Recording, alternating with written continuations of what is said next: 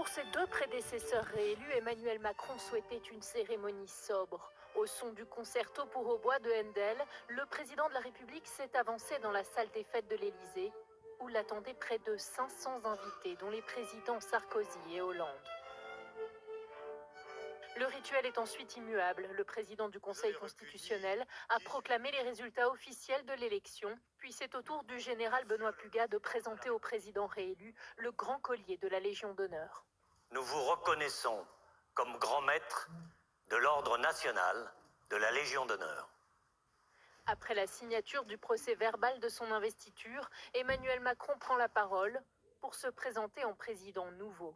Le peuple français n'a pas prolongé le mandat qui s'achève, commencé le 14 mai 2017.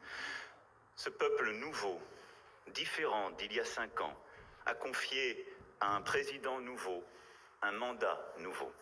Le chef de l'État place son second mandat sous le signe de l'action. Agir d'abord pour éviter toute escalade suite à l'agression russe en Ukraine.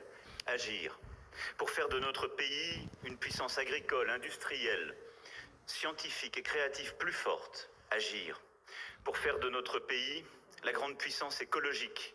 Agir pour continuer de nous attaquer aux inégalités à la racine. Et pour réaliser ces changements, le président réélu souhaite une méthode nouvelle en associant la société tout entière aux décisions du gouvernement. La France n'aura pas fini d'inspirer le monde, conclut-il.